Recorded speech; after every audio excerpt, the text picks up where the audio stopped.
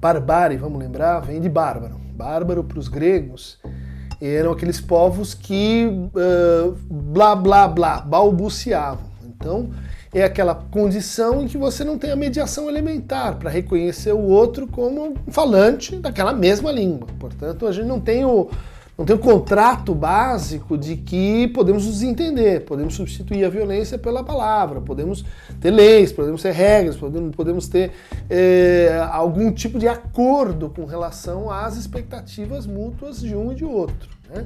E, portanto, disso decorre que a gente também não vai conseguir transformar o outro, educar o outro, torná-lo civilizado, porque ele, antes de tudo, precisa falar a minha língua para que eu possa, então, me entender com ele, né?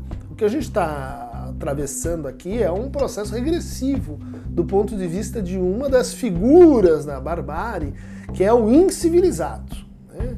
É a pessoa que ela intencional ou desavisadamente, ela cruza certos acordos tácitos quanto à maneira como a gente deve tratar o outro, mesmo que você não goste do outro, mesmo que você não curta o outro, né? Podemos ver então se esses sintomas aparecem aqui? Vamos lá ao teste de realidade.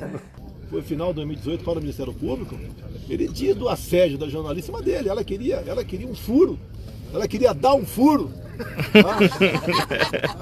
a qualquer preço contra mim.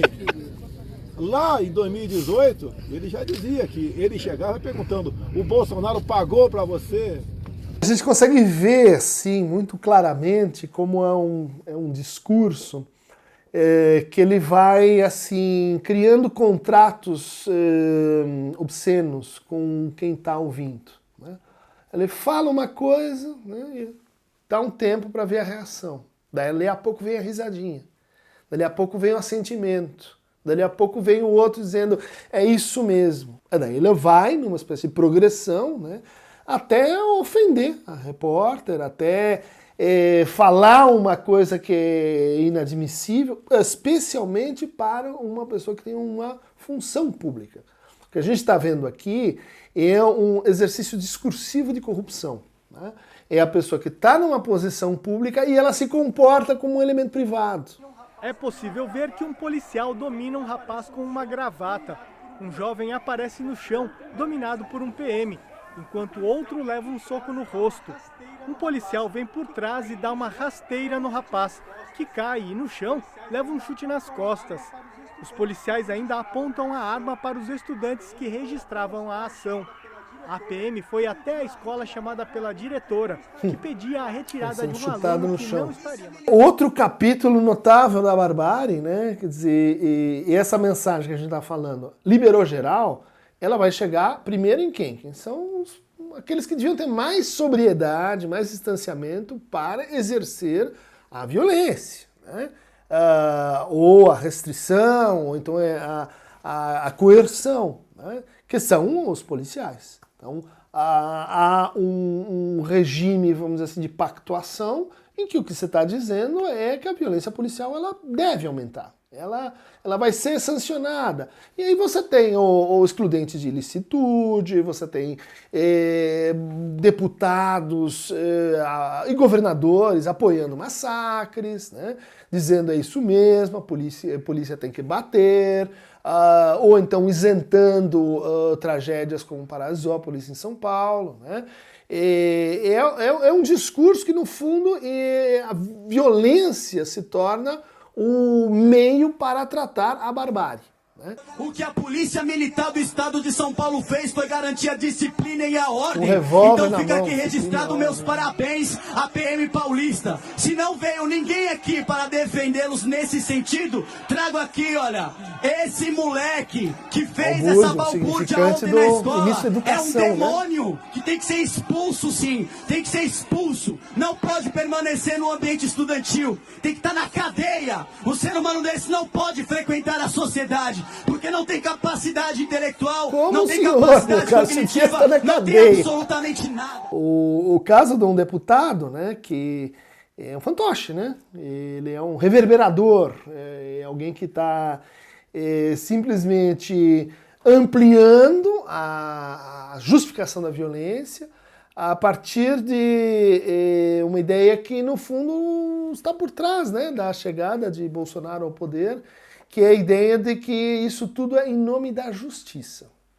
Isso tudo é em nome da lei, isso tudo é assim, tem um aparato disciplinar em que a gente está seguindo as ordens, seguindo as leis, batendo nas pessoas. Né? Então é aí que a gente vai ter assim uma espécie de contradição, né? Que vai ser a seguinte: em nome da ordem a gente pratica desordem. Em nome do combate à balbúrdia, a gente faz a balbúrdia.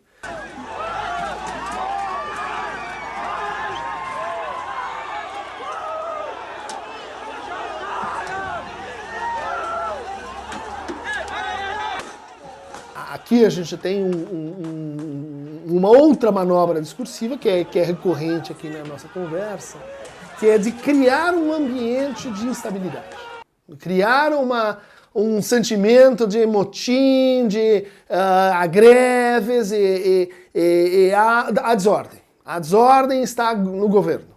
E então, a partir disso, você justifica que um policial pegue uma arma e atire num homem público, né? Que está fazendo um gesto que seria assim mais ou menos correlato do gesto de violência que tem do outro lado. Então, isso foi muito tematizado pelo pessoal que estudou a condição dos negros nos Estados Unidos. Né?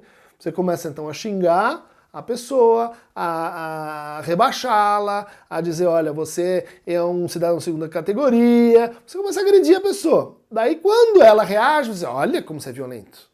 Você precisa ir pra cadeia mesmo, porque olha só, você é a prova viva da violência que eu estava dizendo que você era. Da lealdade, do alto sacrifício e da luta contra o mal serão alçadas ao território sagrado das obras de arte. Nossos valores culturais também conferem grande importância.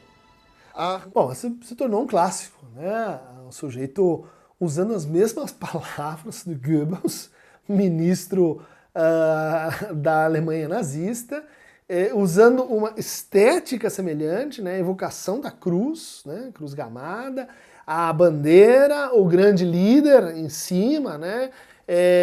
O que é interessante aqui é que a indignação que isso causa, de um lado, né, das pessoas que dizem isso não é razoável, isso é uma ofensa ao paradigma que a gente tem depois aí da metade do século passado, que é Auschwitz nunca mais. A gente pode não saber o que é o bom, o que é o bem, mas a gente sabe que tem coisas que a gente não quer que jamais se repitam. Tá? Então, isso é um paradigma. O que a pessoa faz? Ela vai e usa esse paradigma para dizer assim, não, mas eu tô tão acima da lei, eu sou tão assim excepcional que eu posso fazer isso e ninguém vai assim, no fundo, vai fazer nada. A barbárie está avançando, ela é um discurso de governo, né? É isso desde o começo, isso desde a eleição. A gente não pode dizer que houve uma traição, porque foi por esses meios que esse discurso chegou ao poder. Isso eu acho que é muito importante. A gente tem as pessoas, né, que individualmente falam, se desentendem, voltam atrás, mas tem uma coisa que a gente na psicanálise chama de discurso. O discurso, ele supera os indivíduos. Né? Então você pode tirar o Roberto Alvim, não faz a menor diferença. Você pode tirar outro general, por quê? Porque é o discurso que vai se impondo aos personagens. Né?